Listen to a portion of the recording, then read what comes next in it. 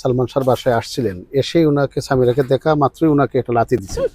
ওকে তো দেখি নাই, ওকে তো দেখি নাই, আল্লাহর কসম। আমার ছেলে মারা গেছে, তার কসম আমরা দেখিই নেই। সালমান কারণ শাহ আমরা ঘরে গিয়ে পাই নাই কাউকে, আমরা স্ট্রেট রুমে গেছি। একজন কালো মানে আননোন লোক। কেমন আছেন আন্টি? জি, ওয়ালাইকুম আসসালাম রহমতুল্লাহ। আলহামদুলিল্লাহ আছি ভালো, বাট শরীরটা সুস্থ না। কারণ 7 তারিখ আমার একটু অসুস্থতা ছিল, আমি হসপিটাল ছিলাম সারাদিন।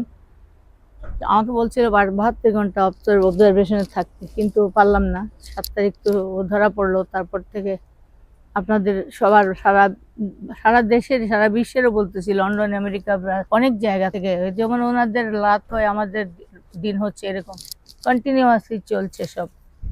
তবে আন্টি, প্রায় 3 যুগ পরে সালমান শাহর হত্যার আসামি গ্রেপ্তার হলো, এই বিষয়ে আপনার প্রতিক্রিয়াটা কি একদম সংক্ষেপে আপনি একটু বলবেন? প্রতিক্রিয়ার কিছু না, কোনো ক্রিয়া প্রতিক্রিয়া নাই আমাদের। এটা তো আশা, এটা আমরা ছিলাম, এটাতে আমাদের এক্সপেক্টেড যে তারা অনেক আগে গ্রেফতার হওয়ার কথা ছিল, কিন্তু হয়নি কেন আল্লাহ জানে। আর এটাও হয়েছে সেদিন, সেটা আল্লাহর হুকুম। এবং সালমান শাহর মৃত্যুর এত বছর পর যে আসামিটা গ্রেপ্তার হইল, সে কি মেইন আসামি বলে আপনার ধারণা বা আপনার? না, সে এটা তো আমাদের এজাহারভুক্ত আসামি, সে তো মেইন আসামি। সে মেইন আসামি, পরিকল্পনা অন্যরা করে দিছে তাকে, সেই সব কাজগুলো করেছে। এটা তো 164 একজন আসামি বলেছে।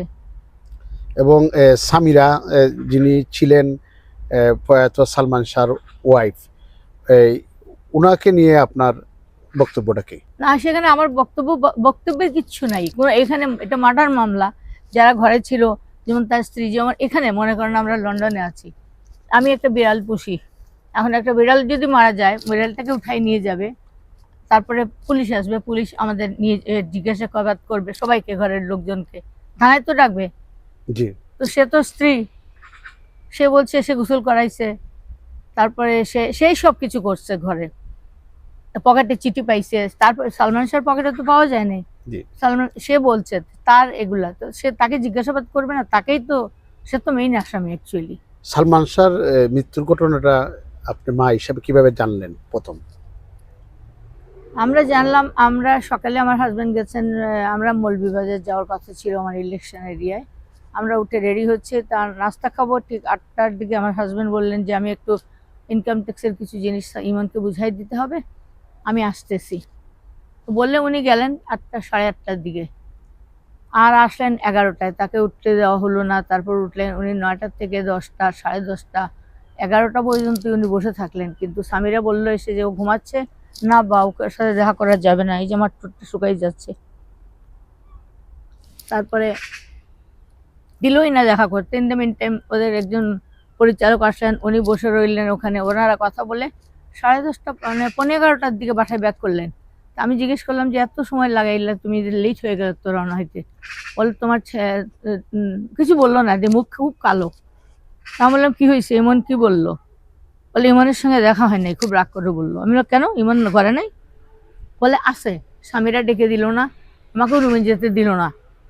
বলে উনি একটু রাগেই বাথরুমে গেল, বাথরুম থেকে বেরোয় আসে। তো আমি তো ইন দ্য মিন টাইম আমার সার্ভেন্টকে বলছি তাড়াতাড়ি ভাত লাগাও।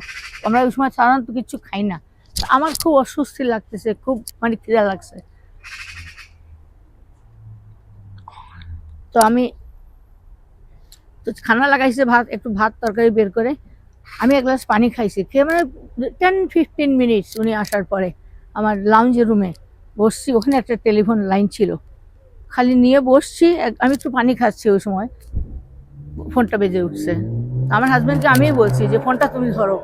আমি আর আমার ছেলে বসছি খেতে, খাওয়া হয় নাই। এর মধ্যে বলছে যে কি জানি বলছে, যে যদি ইমন ভাইকে দেখতে হয় এক্ষুনি আসেন, ইমন ভাই জানি কি হয়েছে। আমার হাজবেন্ড বলতে শুনলাম যে ওই যে আমি তো এখনই আসলাম। ইমন বললো ঘুমে, কি হইলো ইমনের? তখন আমি উঠে গেছি, উঠে আমার হাত থেকে গ্লাসটা পড়ে গেছে। কি হয়েছে, তুমি না এখন আসলা, তুমি বললা ঘুমে। বলি জলদি চলো, সময় নাই।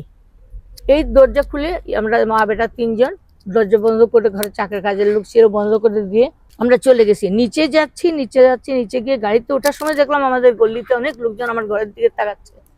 আমি তখন খেয়াল করি নাই। মেন পথটি হইলে পান্থপথ হয়ে যখন আমার ওর বাসা মতো গেলাম, যত আগাচ্ছি দেখছি মানুষের ভিড় ওই দিকে। তার ঘরের সামনে গিয়ে তো দেখলাম তো জনসমুদ্র। মানুষ উপরে নিচে, উপর থেকে নিচে তাকাচ্ছে।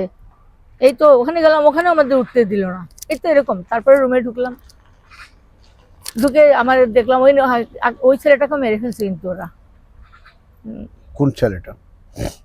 শেখ নজরুল। ও 15 দিন আগে বলছিল এসে যে ওকে মেরে ফেলা হবে, আপনি ওকে যদি রক্ষা করতে চান, কি জানি বলতে চাইছিল। তো আমার হাজবেন্ড বলছে এটা অ্যাডিক্ট একটা ছেলে, কি শুনতেছে ওদের। তো আমরা তখন বুঝিও নি, আমার ইমনকে মারবে কেন, ও তো অভিনয় করে, সে তো ডাকাতি করে না।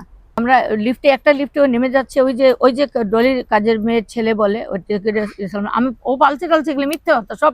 বরপুত্র ইমনে ছেলে বানাইছে, ইমন তো বলে যায় নাই, এটা সব সামিরা বানাই দিছে, এটা তো আমার কাজের বেটির ছেলে। সামিরার একটা অভিযোগ ছিল, যখন সালমান শাহর মৃত্যুর খবরে আপনারা বাসা থেকে সালমান শাহর বাসায় আসছিলেন, এসেই উনাকে, সামিরাকে দেখা মাত্রই উনাকে একটা লাথি দিচ্ছে। ওকে তো দেখি নাই, ওকে তো দেখি নাই, আল্লাহর কসম। আমার ছেলে মারা গেছে, তার কসম আমরা দেখি নাই। সালমান কারণ শাহ আমরা ঘরে গিয়ে পাইনি কাউকে, আমরা স্ট্রেট রুমে গেছি। একজন কালো মানে আননোন লোক, আমরা জানছি পরে যে 5 তারিখ কয়েকজন লোক তার বাড়িতে আসছে, এরা রাত্রে 12টার পরে ঢুকছে।